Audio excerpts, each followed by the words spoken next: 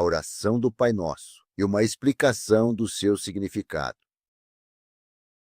Trechos da Bíblia extraídos da versão livre. Dedico esse livro à minha mãe, que nos deixou em 2019. E no leito de morte, mesmo sabendo que seus dias estavam contados, cumprimentava cada visita com um sorriso. Prefácio. Uma vez perguntei a Deus como orar melhor e fui à Bíblia para ver alguns exemplos de orações. Então pensei, qual seria a melhor oração para aprender, se não a própria oração do Senhor Jesus? Os discípulos também lhe fizeram essa pergunta e ele deu-nos a oração do Pai Nosso. Vós, portanto, orareis assim: Pai nosso que estás nos céus, santificado seja o teu nome. Venha o teu reino, seja feita a tua vontade, tanto na terra como no céu. O pão nosso de cada dia nos dá hoje, e perdoa-nos nossas dívidas, assim como nós também perdoamos aos nossos devedores. E não nos conduzas à tentação, mas livra-nos do mal, porque teu é o reino, o poder e a glória para sempre. Amém. Esta oração está em Mateus 6, 9 a 13 e em Lucas 11, 2 a 4, de forma resumida. Fiquei então curioso sobre essa oração, de tantas coisas que ele podia falar, de todas as coisas que ele podia ter dito e de tantas palavras para dizer, por que ele escolheu essas palavras?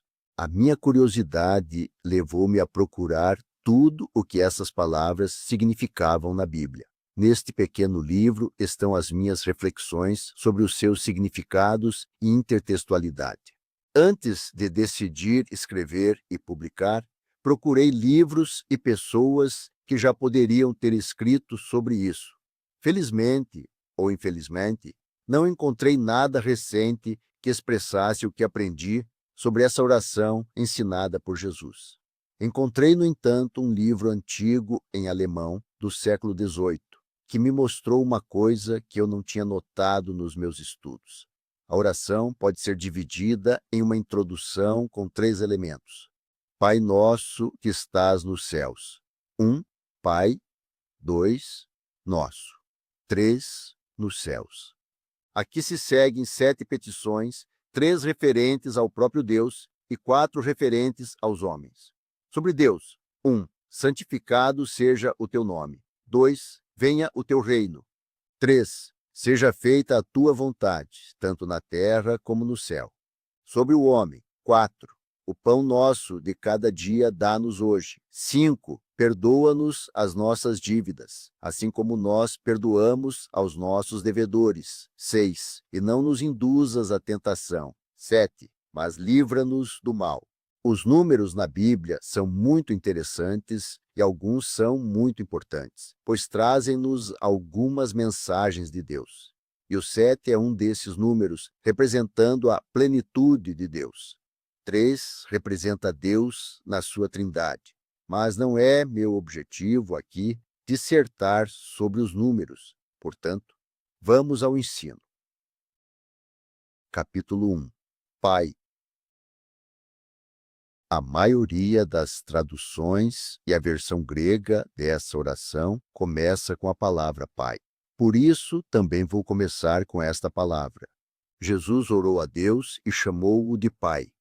Pesquisando na Bíblia, podemos identificar 3 tipologias de pais. O primeiro tipo de pai é o pai segundo a carne.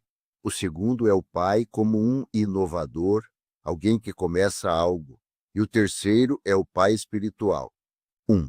Pai de acordo com a carne. 2. O pai como inovador. 3. Pai espiritual. 3. Pai espiritual. 1.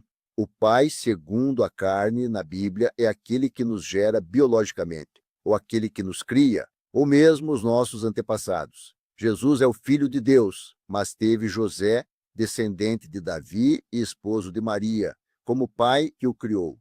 Desta forma, ele é considerado filho de Davi, filho de Jessé e filho direto de Deus, como está escrito na genealogia de Jesus, no capítulo 1, versículo 1 do livro de Mateus. Livro da geração de Jesus Cristo, filho de Davi, filho de Abraão. Jesus era da tribo de Davi, por isso todos os seus antepassados são considerados seus pais. 2. O pai como um inovador é quando alguém é o primeiro a fazer algo. E Ada deu à luz a Jabal, o qual foi pai dos que habitam em tendas e criam gados. E o nome de seu irmão foi Jubal, o qual foi pai de todos os que manejam harpa e flauta. Gênesis 4, 20 a 21. Os 2 filhos de Ada inovaram novas profissões e, por causa delas, são chamados pais dessas profissões. Abraão, contudo, é chamado pai da fé, porque foi o primeiro a crer na ressurreição, como está escrito em Gálatas 3, 7. Entendei, pois, que os que são da fé são filhos de Abraão. Portanto, podemos assumir que um pai pode ser alguém que começa algo. 3. Existem na Bíblia apenas 2 pais espirituais, Deus e o diabo. Um é luz e o outro é escuridão. João disse numa das suas cartas: E esta é a mensagem que dele ouvimos e vos anunciamos, que Deus é luz e não há nele nada de trevas. 1 João 1,5. E em Atos 26, 18, para abrir os olhos deles e das trevas converterem à luz e do poder de Satanás converterem a Deus, para que recebam perdão dos pecados e herança entre os santificados pela fé em mim. Nesses versos, podemos ver que Deus é luz e a escuridão é o poder do diabo. É impossível estar na luz e na escuridão ao mesmo tempo, ou se é da luz ou da escuridão. E a luz brilha nas trevas e as trevas não a compreenderam. João 1,5. Porque antes vós ereis trevas, mas agora sois luz no Senhor. Andai como filhos da luz. Efésios 5:8. No primeiro verso, vemos que a luz é mais forte do que a da escuridão. No segundo verso, vemos que aqueles que andam na luz são filhos da luz, que se refere a Deus. Logo, os que estão na escuridão são filhos do diabo. Enquanto tendes luz, crede na luz, para que sejais filhos da luz. Estas coisas falou Jesus, e indo-se, escondeu-se deles. João 12:36. Isto significa que aqueles que não acreditam na luz não são filhos da luz. Portanto, antes de nos tornarmos crentes, éramos filhos do diabo. Aquele que tem o diabo como pai não pode ter também Deus como pai. Por conseguinte, nem todos podem fazer esta oração. Precisamos ser filhos legítimos de Deus. Então, Deus irá nos ouvir. O sacrifício dos perversos é abominável ao Senhor, mas a oração dos justos é seu agrado. Provérbios 15:8. Longe está o Senhor dos perversos, mas ele escuta a oração dos justos. Provérbios 15:29. Se há pessoas que são filhas do diabo, precisamos responder a algumas perguntas implícitas importantes. 1. Por que todos os seres humanos são considerados como filhos do diabo? 2. Como pode alguém tornar-se filho de Deus? 3. Como reconhecer um filho de Deus? 1. Deus criou o homem e a mulher, Adão e Eva. Eles eram filhos de Deus, mas uma vez que pecaram, Adão, Eva e os seus descendentes tornaram-se escravos da desobediência. Portanto, assim como por um homem o pecado entrou no mundo, e pelo pecado a morte, assim também a morte passou a todos os seres humanos, porque todos pecaram. Romanos 5:12. Portanto, assim como uma transgressão resultou em condenação sobre todos os seres humanos, assim também um ato de justiça resultou em justificação da vida sobre todos os seres humanos. Pois assim como pela desobediência de um só homem, muitos foram feitos pecadores, assim também pela obediência de um só, muitos serão justificados. Romanos 5:18-19. Porque Deus pôs todos debaixo da desobediência, a fim de ter misericórdia para com todos. Romanos 11:32. Assim como o inventor de algo é chamado pai da invenção, assim a humanidade deixou de ser filho de Deus para ser filho do diabo, já que o diabo foi o primeiro a se rebelar contra Deus. Deste modo, toda a humanidade se tornou desobediente como o diabo. 2. Como pode alguém voltar a ser filho de Deus? Deus transferiu a nossa dívida para Jesus Cristo. Ele tornou muito simples para nós sermos salvos. Todos os que têm fé em Cristo são salvos. Porque pela graça sois salvos por meio da fé. E isto não vem de vós, é dom de Deus, não por obras, para que ninguém tenha orgulho de si mesmo. Efésios 2, 8-9. Porque Deus amou o mundo de tal maneira que deu o seu Filho unigênito, para que todo aquele que nele crê não pereça, mas tenha a vida eterna. João 3,16.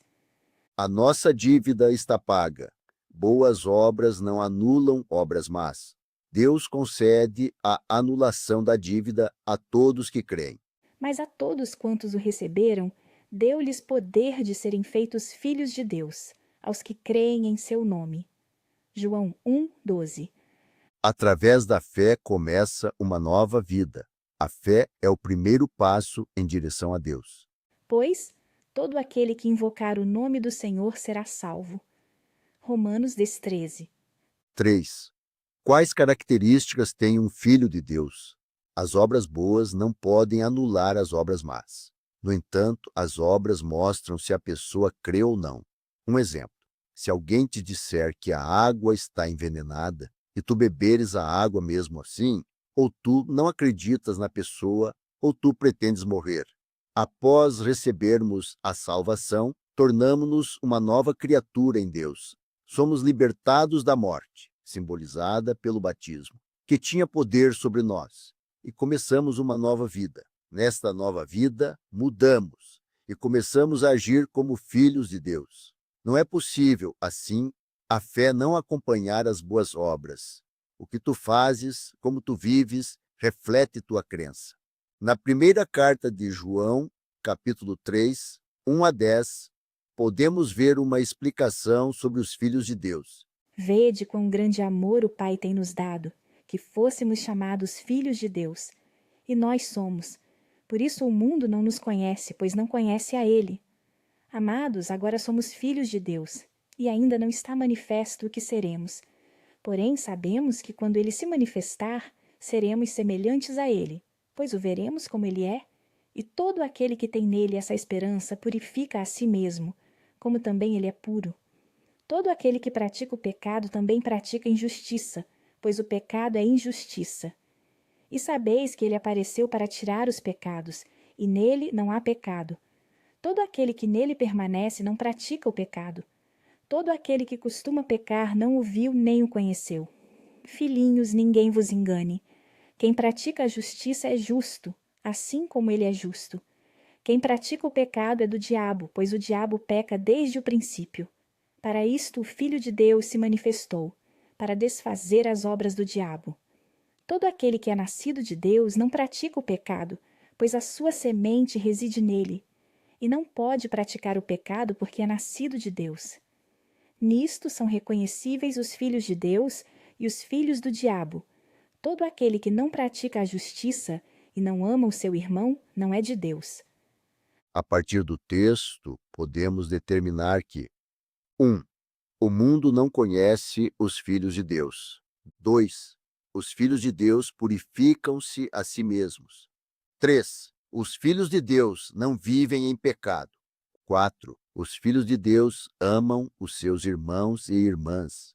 É impossível saber o que é ser filho de Deus enquanto não se tiver tornado um.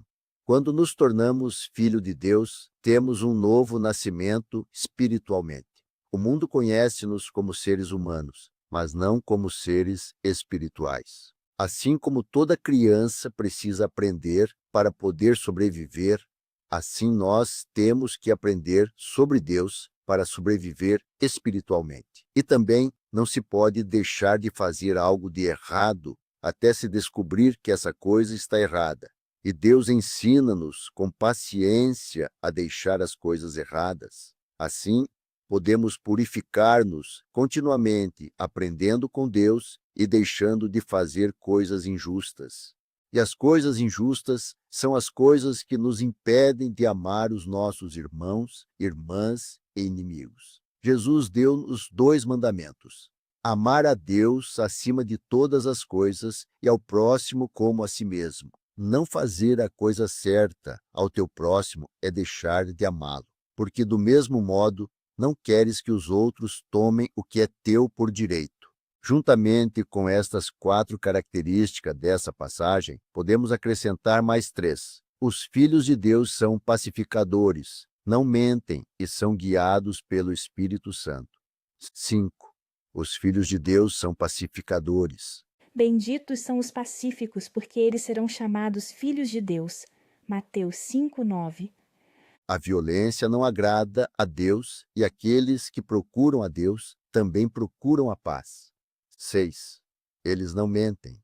Vós sois filhos de vosso pai o diabo, e quereis fazer os desejos de vosso pai. Ele foi homicida desde o princípio, e não permaneceu na verdade, porque nele não há verdade. Quando fala mentira, fala do seu próprio, porque é mentiroso e pai da mentira. João 8:44. Jesus diz que o diabo é o pai da mentira. Portanto, quem não se arrepende das suas mentiras, continua filho do diabo. 7. Eles são guiados pelo Espírito Santo. Pois todos quantos são guiados pelo Espírito de Deus são filhos de Deus. Romanos 8:14. Os filhos de Deus recebem o Espírito Santo e são guiados por ele. E também vós, depois que ouvistes a palavra da verdade, o evangelho da vossa salvação, e nele crestes, nele fostes selado com o Espírito Santo da promessa. Efésios 1:13. Mas aquele Consolador, o Espírito Santo, ao qual o Pai enviará em meu nome, esse vos ensinará tudo, e tudo quanto tenho dito vós, ele vos fará lembrar. João 14:26. Portanto, se quiseres ser filho de Deus, encorajo-te hoje a fazer a oração da salvação e a pedir a Deus pelo seu Espírito Santo. Ele te conduzirá então a uma nova família, a sua família, que te aceitará. Repita esta oração. Jesus, hoje te convido para que seja o meu Salvador e te peço que perdoe os meus pecados. Quero tornar-me um filho de Deus. Por favor, guiai-me no caminho certo a partir de agora. Amém. Ilustração. Robert Kiyosaki é um empresário americano de sucesso. Ele escreveu alguns livros sobre empreendedorismo e um desses livros se chama Pai Rico, Pai Pobre. Pai biológico, ele só tem um, mas no livro ele explica sobre o pai rico. Quando ele era criança, ele passava muito tempo na casa de um amigo. O pai desse amigo era rico, enquanto o seu próprio pai não era. Ele então explica como o pai de seu amigo o ensinou a ser um empresário de sucesso. Ele seguiu os conselhos do pai de seu amigo e conseguiu também ter sucesso financeiramente. Para Robert Kiyosaki, ele teve 2 pais que o educaram na vida. Para a sorte dele, ele seguiu os conselhos do pai rico. Capítulo 2. Nosso. Nosso é a forma plural do pronome possessivo de primeira pessoa.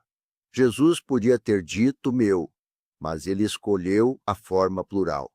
Embora a salvação seja individual, Deus trata-nos muitas vezes como uma comunidade. A Bíblia mostra-nos que não podemos viver sem os nossos irmãos e irmãs em Cristo. Essa é uma característica cristã. João confirma isto. Se dissermos que temos comunhão com ele e andarmos em trevas, estamos mentindo e não praticamos a verdade. Porém, se andamos na luz, assim como ele está na luz, temos comunhão uns com os outros. E o sangue de Jesus Cristo, seu Filho, nos limpa de todo pecado. 1 João 1:6-7. Esta comunhão é também o desejo do Senhor Jesus. Ele quer que os cristãos sejam um nele. Para que todos sejam um, como tu, Pai, em mim, e eu em ti, que também eles em nós sejam um, para que o mundo creia que tu me tens enviado. João 17:21. Somos, portanto, um com Jesus, mas um membro com todos os outros. Assim também nós, ainda que muitos, somos um único corpo em Cristo, porém individualmente membros uns dos outros. Romanos 12:5. Os filhos de Deus não podem ser separados. Um corpo tem muitas partes, mas todas as suas muitas partes formam um só corpo. nós somos o corpo de Cristo. Porque assim como o corpo é um e tem muitos membros, e todos os membros deste único corpo, sendo muitos, compõem um só corpo, assim também é Cristo. Porque também todos nós somos batizados em um só Espírito, para um só corpo, quer judeus, quer gregos, quer servos, quer livres. E para todos nós foi dado de beber um só Espírito. Porque também o corpo não é um só membro, mas muitos. Se o pé disser, por eu não ser mão, não sou do corpo, por isso ele não é do corpo? E se a orelha disser, por eu não ser olho, não sou do corpo, por isso ela não é do corpo? Se todo o corpo fosse olho, onde estaria o ouvido? Se fosse todo o ouvido, onde estaria o olfato? Mas agora Deus pôs os membros no corpo, a cada qual deles como ele quis. Porque se todos fossem um só membro, onde estaria o corpo? Mas há agora muitos membros, porém um só corpo. E o olho não pode dizer à mão, não tenho necessidade de ti, nem a cabeça aos pés, não tenho necessidade de vós.